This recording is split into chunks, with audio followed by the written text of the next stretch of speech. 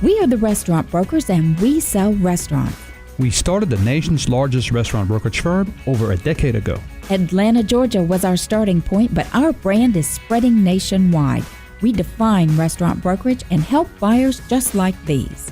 Our dream, our goal, open up a restaurant, loving life, serving people breakfast and lunch, and then enjoying the rest of the day with them and ourselves. Buying an existing restaurant, leasing a closed restaurant space, or purchasing a restaurant franchise. We help buyers satisfy their appetite for acquisition. I'm part of a husband and wife team with this fella. Working with my wife has been a lot of fun. The ultimate goal for everybody here is to make this work. And because we have different strengths, we bring different angles to the deal. The process begins with our powerhouse website, WeSellRestaurants.com, where buyers sign online confidentiality agreements and browse restaurants for sale. Then we send buyers undercover to check out a restaurant and decide if it's the right one for them. Buyers get our proprietary business analysis tool with all the financial details on the business for sale. After studying the restaurant inside and out, it's back to our office. We're deal makers. We write contracts and negotiate terms for buyers and sellers. That's why we sell more restaurants than any other firm in the nation. We are the restaurant brokers. Our name says it all. I'm Robin Gagnon. And I'm Eric Gagnon, and we sell restaurants. We started the nation's largest restaurant brokerage firm, We Sell Restaurants, over a decade ago. You can find us online at WeSellRestaurants.com. That's not all. We're on your radio once a week with the leading authorities in the business talking about subjects trending in the restaurant industry. Tweet your own questions while we're on the air to our Twitter handle. It's @SellRestaurants. Post to our Facebook page, facebook.com/WeSellRestaurants. If we don't get to your questions, we'll follow up on our social media channels. Our goal is to satisfy your appetite for acquisition, feed the need for restaurant reality, and serve up a recipe for business success. If you have any ideas or any comments about the show, I'd love to hear from you. Send me an email. My email is Eric, ERIC, @WeSellRestaurants.com. Today, the restaurant brokers are going hog wild. That's right. We're interviewing pork experts and going beyond the classics. How is pork being popularized by some of the best chefs in the business? Join us as we interview the pros of pork. And our first guest today is Evan Weinstein. Evan Weinstein is a co-founder of promotion company Steers Promo, which is responsible for spearheading some of the most prominent music festivals in the United States, including the Baltimore Moonrise Festival. Additionally, he expanded Steers Promotion into some of the top concert halls in the world, including 930 Club, the Theater of Living Arts, and the Norva. Evan has worked with some of the biggest names in live entertainment, such as Live Nation, and talent including Diplo, Bass Nectar, and Cascade. Evan applied his experience promoting large-scale music festival to his newest venture, America Loves Bacon. Evan, we're so glad to have you on the show today. Thanks for having me, guys. Okay. Great, because, everybody does love bacon. Our last guest is Brian Duffy. Brian is perhaps most recognized from his abundant television appearances in the wildly popular Spike TV series Bar Rescue. He tours the country, sometimes on that Harley Davidson, reforming failing bars and restaurants, and with his tell it like it is style. He made his on-camera debut on the Food Network series Date Plate and has appeared on countless segments on the DIY Network, HGTV, NBC, and Fine Living Network. Chef Duffy is also returning for his second time to judge the Food Network series Beat Bobby Flay and has appeared on the Today Show since 2006 for the St. Patrick's Day Irish Cook-Off. Chef Duffy even has his own signature spice, which is available on his website. Chef Duffy, thanks so much for joining us today. It's a pleasure. Great. So, Eric, start us off. What do you want to know about these purveyors of pork out there? Well, I want to know how you guys got more and more involved with the pork business. There's so many proteins out there, and you guys decided to fall in love with pork. Chef Duffy, why don't you tell us first what is this new passion with pork? I think we're in an awesome place with food right now, compared to where we were. And not that we were in a bad place 8-10 years ago, but I think we're in an awesome place right now because of the fact that we've gotten into this casual world. The fine dining restaurants have kind of taken away, or it's gone a little bit by the wayside. The casual, more gastropub end of the world is really coming up, and it's starting to become a staple in everybody's lives.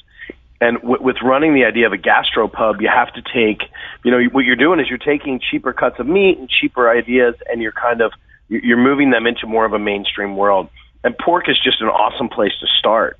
You know, I mean, it's never been to a point that it's so expensive. I mean, if you think about, you know, the fillet of a cow, we're talking about, you know, $16, $17, $18. When we're talking about, you know, a tenderloin of pork, you're talking about $6-7 a pound. So it's kind of it used to be the white trash of meat. Guess what? Now it's stepped up to the plate.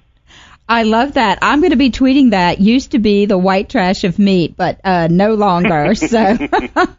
Evan, what about you? How about you come to this love, even take it a step further to just like, hey, I love bacon. Tell us about that.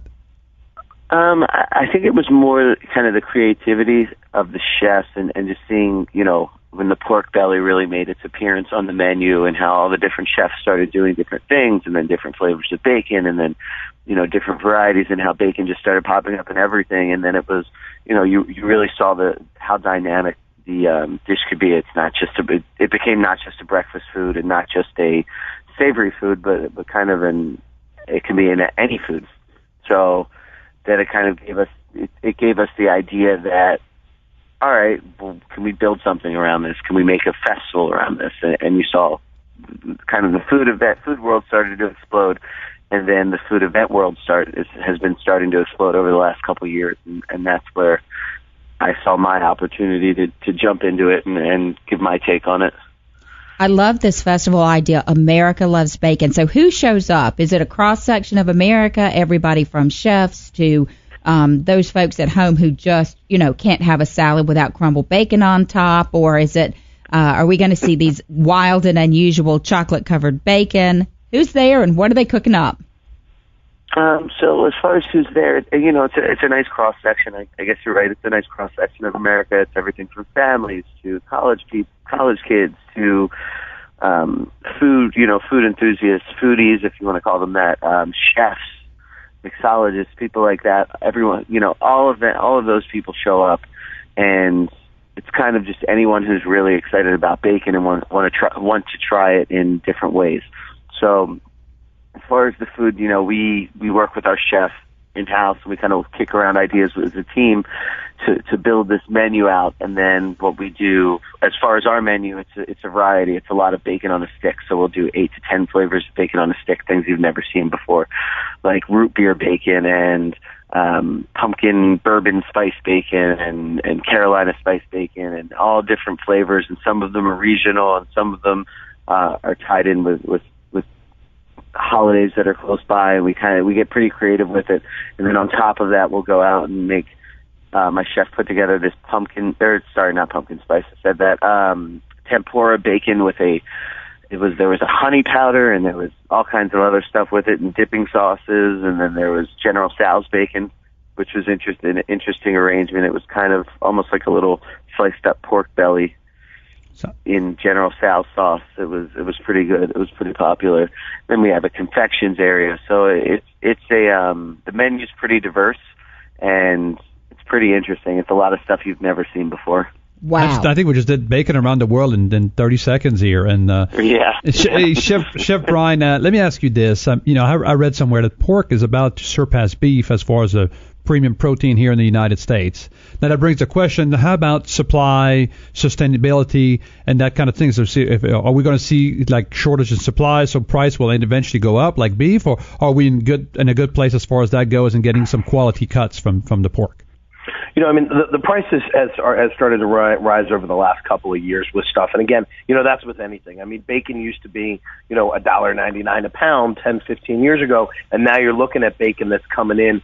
You know, in the grocery store, you can go in and buy your average, you know, everyday bacon for $3 and $4 a pound. But you can also go into some of these awesome, you know, specialty shops and, you know, places like Whole Foods and whatnot that are selling, you know, an organic or a natural or a sustainable product that's coming through at $8, $10, $12 a pound. I mean, I have a local butcher that I use at a farm out here. You know, I go out and I'll pay $14 a pound for bacon because I know that it's an awesome quality product. And that's one of the cool things that ALB or America Loves Bacon does is, hey Evan, what's the name of the bacon that we're getting in the farm? We used an all natural free range Duroc pork from Creekstone Farms out in Iowa. It's all family farmers, all natural, all free range, no auction animals, no feedlot animals. And one of the cool things with that is, I think what's cool is it seems like it's a big trend. And when you have people like Chipotle using a free range pork, well, they're not using any of the belly or any of the bacon from that pork. So they're using their pork. It's creating this supply of bacon that's available, that's free range and natural. And I'm not sure where they get theirs. I was thinking about this, how, the amount of pork that they use creates this supply for people like us to step in and say, hey, there's this free range pork available for us to make bacon out of. That's pretty cool. So, Evan, what's your thought process? Do you think that, I'm sorry, I didn't mean to jump in there, Chef Duffy, but do you think that pork's going to eventually be in higher demand than even beef? I'm not so sure. I'm pretty new to the industry, so I'm just learning the ins and outs. I know because I visited our facility where we get our pork from a few times, and there's way more beef being processed there than pork. I can say that. But I mean, go ahead. We're also talking about, beef. This is America. The idea of it surpassing beef is just not going to happen. Beef is just out there. That's what we do. If you go across middle America, you might have bacon on some menus and some creative stuff. There might be pork in it, but general consensus is that beef is still king. It's one of those things. Every single menu, I have a consulting business and I have clients all over the world, and people still want their beef. They want a sirloin. They want a strip steak. I think that the cool part about pork is that it is mainstream, but it's also something that's being done as a center of a plate, as a featured item, as opposed to just menuing it all the time. And by doing that as restaurateurs or as chefs or whatever it is, by the creative ways and the creative processes that we have, we're able to get a higher dollar amount for our pork dishes at a higher profit margin. Because of the fact that the pork is still, to buy a tenderloin is not $18 a pound. To buy a tenderloin is still $7, $8 a pound, and we're able to get real creative, real happy, and real fun with it. One of my favorite dishes that I've ever done with pork was a bacon-wrapped pork tenderloin, and it was done with an apple cider demi-glace. It was something that was fun, it was creative, it was something that was really cool to do. We served it with a great starch, but it was a center of the plate. And the coolest part about that was the fact that on one of my menus, which my average entree item on my menu was between $20 and $24, this was an $18 item. So a lot of that. Able to offer. Oh no, go ahead, jump in there. Go ahead. I was just going to say. So. Chef Ron, go ahead. Go ahead. I'll be the judge. It's fun to watch. I'm getting hungry. We get to do these things that aren't super expensive. And to be able to get a higher profit margin, but still have, on a business sense, still have a perceived value to the guest that they're getting an entree that isn't so expensive. That's one of the fun parts for me with pork. See, that's what I wanted to jump into a little bit is, on Bar Rescue, Chef Brian, you actually help people reinvent their menu, and you're looking at that always from a price perspective. So you really rely on an item like beef, since you're so knowledgeable about the pricing and that type of thing, as a way that you really can lower food costs, put out just a great product, and sort of do a turnaround. And we have folks listening today who are in the restaurant business. Is that a recommendation you would make for them? Start looking at different cuts of meat, different proteins to become that center of the plate to improve their profitability overall? Well, absolutely. Any item that you're going to put on a menu has to have a good profitability to it. That's just the way it works.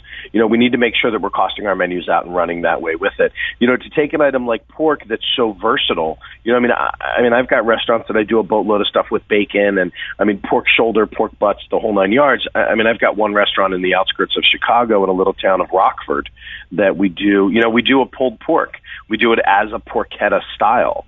So, we're cooking it that same method with that great heavy grain of salt. We're doing it with that rosemary, with that garlic, with that good seasoning, with a little bit of fat on top of it, cooking it down so that it has that real nice tender and moist, method to it.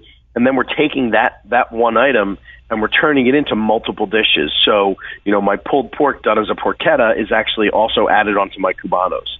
So, I do it on my cubanos. I'll do it on we do a potato pork dish with potato gaufrettes with a pulled style of pork that goes over top with an extra virgin olive oil and a really good provolone cheese. And, so there's a lot of fun with it. I've got items on menus that we call, one is swine is fine.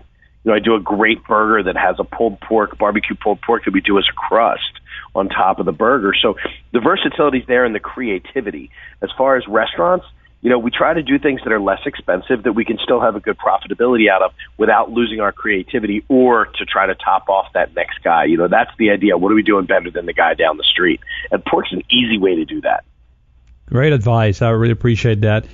Evan, people that know me very well know I have a pretty big sweet tooth, and I'd like to know more about, the evolution of bacon into the dessert and the sweets area. We've seen all kinds of creative stuff. So what have you seen, and what are you seeing out there? What's the kind of the outlook look like for dessert and bacon? Is it something that we should get used to, or is it something that is going to be happening for a little while and then go away? And we're going to say we cheated on your menu a little bit and looked at your America Loves Bacon. Some of these things, describe those.